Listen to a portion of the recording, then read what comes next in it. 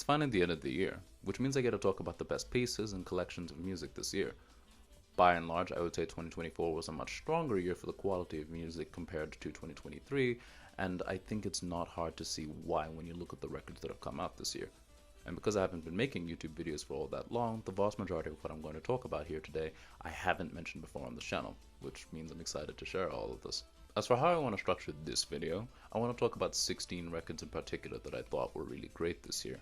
However, so as to not spend forever talking about albums, I'm gonna run through the first 6 of these albums a bit quicker. Still great albums, but you can somewhat consider them honorable mentions. There's a bit of a line of demarcation between what I would consider to be the absolute best and these albums. These are far from the only albums that I thought were any good this year. In fact, I'm gonna be putting a bunch of them right now on the screen for you to check out. I think every single album in this video, and the ones that I'm recommending to you right now, are all worth your time listening wise. I'm not somebody who's heard every single piece of music released in 2024, nor do I want to be. This video is envisioned as an idea to share the kind of music that I really enjoyed. If there's anything from this year that I haven't checked out, let me know. Let's talk about number 16.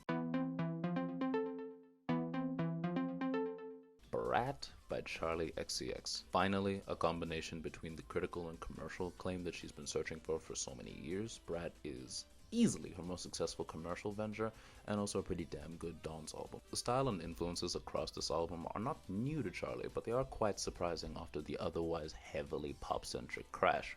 In blending emotionality and an unending party, Brat is both endlessly fun and surprisingly complex for an album with its premise. As somebody who's certainly a fan of Charli, Brat is not my favorite of her releases, but I don't think it particularly matters. I think the album's strengths are as clear as day to see, and I'm extremely happy that it's been received so positively. As for standout songs on this record for me, 360, Sympathy is a Knife, and Von Dutch. They were the first songs I heard from this record, and I still really like them. If you're interested in reliving Brat Summer, I don't think you can go wrong with these ones. It is insane to me that this counts as a mixtape. Alligator Bites Never Heal already sounds like a fully formed and developed project in my mind, and it comes along with it some of the tightest and cleanest rapping you'll hear in 2024. And emphasis on the rapping. It has been some time since I have heard somebody with such a unique, inventive, and extremely interesting style of hip-hop. I would rank Doechii easily amongst some of the most promising new faces in hip-hop this year, and I'm ultra excited for that debut album to release. Really, the only serious gripe that I have with this album is that I wish some of the songs were longer. She's really going in on some of these performances, and if I could just have more of that energy for just 30 seconds longer. It's a great and surprisingly versatile album. If I had to recommend some songs for you to listen to, I'd say Denial is a River, Nissan Altima, and the title track itself. An album full of dance abilities. No matter the song, there will be a groove that you can enjoy on almost any song on this album, and I think it's very possible for somebody's favorites list to look very different from someone else. It all depends on what you rock with the most. Now, at the end of the day, it is still a house album, and if you're looking for something more materially meaningful, you're looking in the wrong place. But if you're looking just to have a good time, I don't think you can go wrong with Timeless. And if you do want some pointers in the right direction, I would listen to Dance Dance Dance, Witchy, and Spit It Out. Judas Priest is a band that has been making music for longer than either of my parents have been alive. There is no reason for them to be coming out with music of this high a standard in their 55th year of operation. There is absolutely nothing new on this album, and I mean that in the best of ways.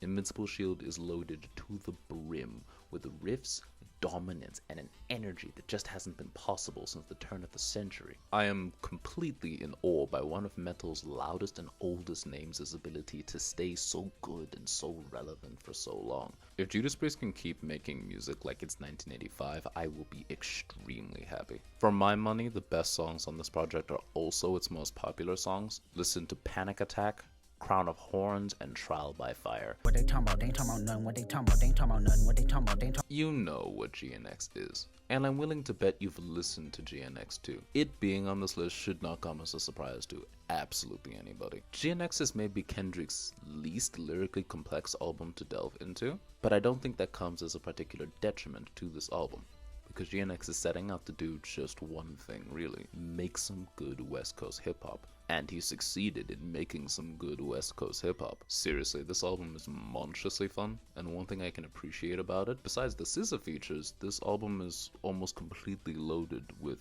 not currently mainstream rappers, and that's something I can appreciate from this album more than anything else. It gets tiring to hear the same rotating wheel of rappers on every mainstream hip-hop release, so anything that is willing to put on some new faces on the track list is hugely appreciated. I don't think anybody would disagree with me having this album on my list, but maybe rather with its placement. Any record that Kendrick came out with after the immensely successful 2024 he's had was going to make it onto a list like this, and I think GNX is really good, but I purely think it's really good. There are some songs here that I find are not in service to the greater picture and vision of this album. Some songs that, on a second listen, I would rather avoid. And that isn't usually the case for Kendrick Lamar records. But is it still really good though? Absolutely. In fact, there are some songs you should listen to. Listen to TV Off, listen to Peekaboo, listen to Squabble Up. And for that, I can afford to still call GNX really, really good. I just think hip-hop had some strong hits this year, and some albums that I think hit a little harder. This album feels like wonder. It's so happy, so jovial, but so interesting to listen to at the same time. Big Ideas is an apt title. It feels like she had a lot to say and she communicated it super well. Beyond anything else, the singing on this album is so gorgeous, and it's accompanied by just the most fun you've ever had. My disposition just brightens up when listening to this record, even on songs where that was absolutely not the intent, because it's not one note emotionally, and it's not one note tonally either. Obviously, you should listen to this album's biggest hits, Cinderella, but also listen to Toro and Pathetic. Those three songs were my introduction to this album, and it's what made me think that it was such a good album, even above GNX. It's a messy album. It's an honest album. It's a fun album. It's a happy, it's a sometimes sad album. Listen to it. Big Ideas is loaded with some stuff that is worth your time. Hi, sorry for the intermission. This video ended up taking 2 days to film, and I didn't anticipate that, which is why things are gonna look different in the second half. I suppose I should do one of those YouTuber shoutouts, so like, subscribe if you haven't. Thank you for watching this video or any of my videos. And now, on to number 10.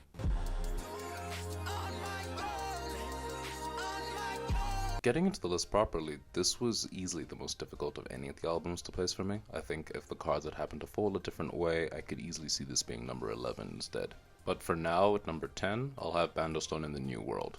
I'll be the first to tell you it's one hell of a mixed bag of an album, and I think for what's supposedly the final album he will be releasing under the Childish Gambino name, I think mixed bag describes his discography better than almost any other artist. This feels like a really ambitious project, and ambitious in the same way camp, or because the internet was. It feels like Childish Gambino exploring music to the fullest extent of what he knows how to do now, and I imagine he's come quite some way in his career as a musician. He began his professional career some 16 years ago, and I feel Bandostone is a pretty good recollection of all that has happened. Sonically, it's fairly difficult to even pin down what the overall sound of this record is. Is it R&B? Is it hip-hop? I'm not too particularly interested in answering that question just because I enjoy what I heard on this album, even though, as I mentioned earlier, it's quite the mixed bag. And it's weird to have that sentiment for an album that I would say is the 10th best album I've heard this year. So why the confusion for me? It kind of boils down to this. This album has maybe some of the single strongest songs he's ever released in his career. There is such a strong whiplash from the first song on this album, which I personally think is the worst one, to its second one, the single Lithonia, which I would also consider one of the absolute greatest ones. And as for when I think this album really does stand at its best, I would say that that's with its three best songs. The single Lithonia. The song feels freeing, like you're throwing off a cost or a pair of chains. It doesn't sound happy, it does actually sound more frustrated, but a good frustration.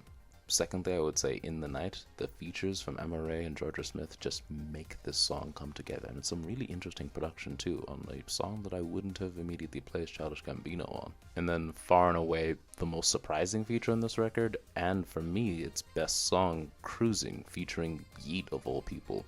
This song is so good, it is bizarre to me that I've seen so few people talk about it. In just describing this album, it sounds almost as though I'm more mixed than positive on it, which is such a weird experience, but I think that's something that's actually quite wonderful about this album. I really, really liked Bando Stone, and even though he's not going to be releasing more music under the Childish Gambino name, I'm hoping there's more from Donald Glover. At the start of this year, I was largely completely unfamiliar with Clairo. I hadn't heard so much as a single song, let alone the album that preceded this one. But with how much buzz this record got on social media, I figured why not spend the time listening to Charm. When talking about how it sounds, Charm is made up of some really pretty sounding soft rock and jazz. It feels like every single song on this album you could fall asleep to. Not out of boredom, but out of comfort. Feels like everything's just easing you closer and closer to sleep. Nothing feels rough or painful on this album, just gentle. The mix of percussion, piano, and beautiful vocals makes every song feel so warm and inviting. And because it all feels so inviting and because it all feels so gentle, this album just has a way of going on for way longer than you thought it would. You start off with one song and you look back down and you're at the end of the album, and I think that's something really beautiful. As a core album, the proper experience itself, I think Charm knocks it out of the ballpark.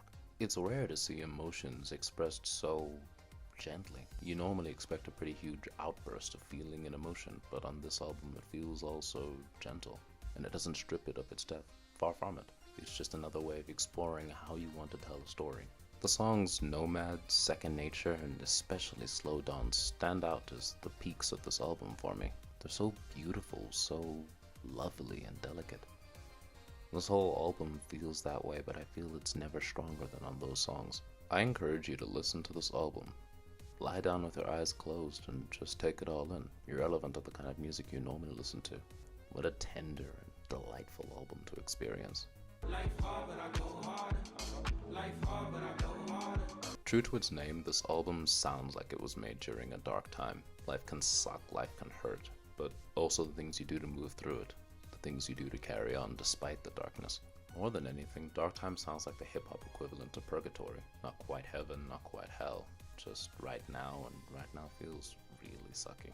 It's accompanied by some of the most honest and deeply, deeply thoughtful rapping I've ever heard. With a pen game and form that I just don't think many other rappers could even think about rivaling right now, to say nothing about the brilliant production that's throughout this album. The West Coast has had one hell of a 2024, and I think it would be easy to say that this is one of its best showings. The rapping and quality of content of this album is beyond almost any other rapper right now. And I think the skill and aplomb that Vince goes about when talking about difficult matters, both in relation to himself and the world that he inhabits, is admirable. Notably, there are no other guest vocalists on this album. No features, it's just all Vince. Talking about himself, talking about the world around him, talking about how he interacts with that world, what he's done right, what he's done wrong, what has happened to him, and how he moves through it.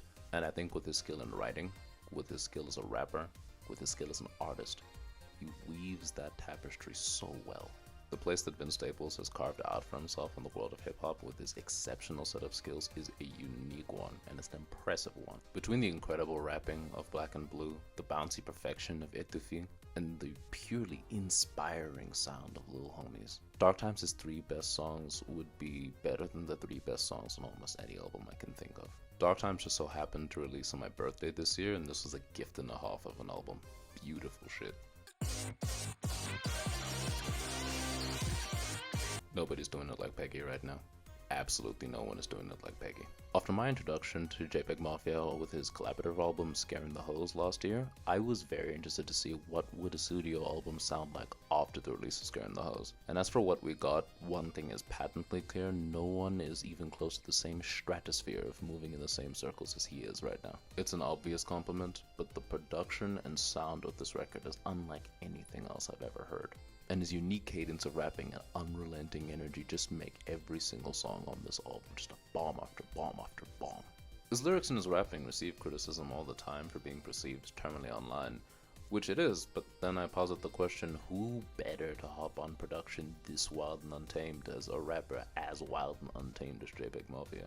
There are lines and quick references on this album that you need to listen to this album 5 times to even catch. And it's not as though it's always pure energy and nothing meaningful behind it either. It's like this album has a weird respect for something. but I don't quite know what that something is, and it's insanely intriguing to figure that out. Ever-changing in its sound, this album shows a hell of a lot of delving into the sounds of rock and metal music and trying to implement that into the sound of this record, and I think it works spectacularly on several songs. Rock experimentation in hip-hop has been happening quite a lot lately, and if there's anyone leading the charge and doing it right, it's him. I don't think there's a single bad song here. Everything on this album I enjoy. It's unhinged right from its very beginning, and some of the best songs on this album reflect that. If you want songs that sum up the sound of this album exceptionally, I would think of Don't Rely on Other Men, Peg Ultra, and especially the unending banger of Sin Miedo. Sin Miedo in particular is a perennial headbanger. It's impossible to sit still listening to that song. The one spotty point I have with this album is the song Either On or Off the Drugs. I recognize that it sounds incredible, but the usage of AI in music is something that I'm not quite convinced with just yet. I'll see how the jury ends up standing on that as we go on with years of more AI music, but it makes it difficult for me to fully accept the song. But questionable technology aside, this album is incredible. Beautiful is the wrong word for it. It's rougher than that. It's stronger than that. And I don't think I have the right word to talk about how I feel about this album. This is some good music. Listen to this album if you haven't already. Also, this is an insanely unhinged opening line, and I love this album for it.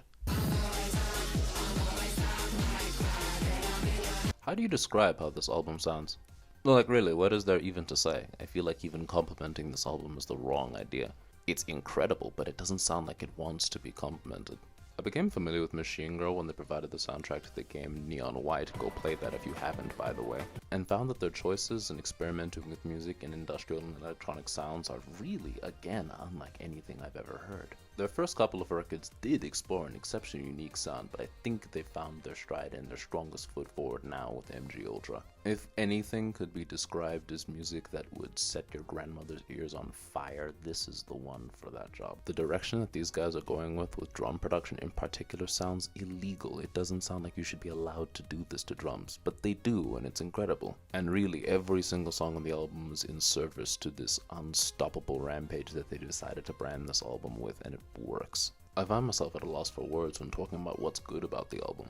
It's all good, it just depends on how much ultra abrasive music you can stand, and if that happens to be a hell of a lot of music, this is the album for you. It is breakneck, fast-paced, and so enjoyable. And if you want to listen to music that is outside your comfort zone otherwise, this would be the album more than anything else on this list I recommend you try out. This is not the album for emotional storytelling or some deep logical through line. You're here to have a wild and chaotic fun time, and if there's any songs that surmise that as best as possible, that'll be Until I Die, Ass to Mars, and especially Grindhouse. If you can stomach it, and if you can stand the sound of this album, you'll love it. Kicking off the number 5 with an album that doesn't even really feel like an album is King of the Mischievous South. Beginning life as a mixtape before being expanded into a full album edition, these are some of the dirtiest and filthiest cuts that Denzel has ever gotten on in his life. His rapping, as usual, is beyond excellent on this album, and the addition of a feature on every single song creates such a delightful blend of competitiveness on every single song. Feels like a show-off, but they're not really showing down at each other. They're both just trying to do the best that they can on every song that they're given. And on every song they're given, they do the best that they can. Denzel's previous album, Melt My Eyes See Your Future, is the most deeply personal album he's ever put out, as well as his most introspective. And for my money, his best album as well. And rather than trying to follow that up with some other grand statement about himself, instead he decided to return to the dirty South. And because there's so many songs and so many different styles being attempted here on this album, it all goes over really, really well, helped along by Denzel's exceptional skill as a rapper, as well as the features he brings on. Songs like Hot Ones, Black Flag Freestyle, and Coal Pimp, a song that really surprised me in its existence, mean that there's almost no way you can be a fan of hip-hop and not enjoy the songs on this album. But by a mile, Coal Pimp with just its beautiful sounding Ty Dolla $ign vocals, Black Flag Freestyle with an insane performance from that Mexican OT, and Got Me Geeked, a song included on the album release that has no right to sound this good, stand out as far and away the winners of this whole record. Again, there's something for everyone who likes hip-hop on this album. Consistency is the word when it comes to Denzel Curry, but I would challenge that idea, and I'd offer instead the word excellence. 2 months ago, I wouldn't have been able to tell you who Justice were. Not a single song would have come to mind. And never before in my life have I needed something so badly and not known until I received it. This is brilliant. It's everything I could possibly want out of the genre. And as somebody who was unfamiliar with their debut record, Cross, this is my introduction to them, and it's a gorgeous introduction. Justice's leaning into rock and especially disco sounds is apparent on Hyperdrama, and it serves the album to an insane extent. When experimenting with dance, when experimenting with house music, I would struggle to think of albums off the top of my head that sound better produced and made as this one. This is well crafted to the ultimate. I find it almost impossible to find flaws with this album because I haven't experienced them just yet. I don't think I will either. I love the sound of damn near everything on this album. The featured vocalists here also put on the shows of a lifetime. From Rimon to Miguel to Tame Impala on 2 occasions, they make this album. But it's not like it's all polished disco. Some songs like Generator are willing to lean into a rougher edge to them. Some songs like Moonlight Rendezvous are perfectly content with taking things slower. It's an album with endless danceability and somehow depth to find along the way. It's monstrously difficult trying to pick out my 3 favorite songs from this album. I could change my mind tomorrow, but if I must pick, After Image, Saturnine, and the highlight of the entire album, One Night All Night featuring Tame Impala. At this point in the video, I've run out of superlatives to describe these albums by. Hyperdrama is one of the greatest albums of the year. For the bulk of the incredible music that came out this year, there was one album in particular that I was truly excited for, and it was this one, Loss of Life. I'm a massive MGMT fan, and I was looking forward to what sound they would explore for this one. MGMT is a band that I've always found is willing to explore the fullest extent of a sound, and then move on to something else entirely in the next release. This is no different from that, and the tone I've found from this album is so deeply personal. It feels like reckoning with change. It feels like reckoning with the progression in your life. And one thing that stands out to me about this album is its title. It's so easy to view that as an expression of death and fear of what comes along after it, but I think it's also somewhat open-ended. What does a loss of life represent to you? Is that pain? Is that sadness? Is it nothingness? I think all of that is found here. All of that is talked about. All of that is explored through each and every song. And it's hard to really describe or truly vocalize just how effective I think this album is at doing that.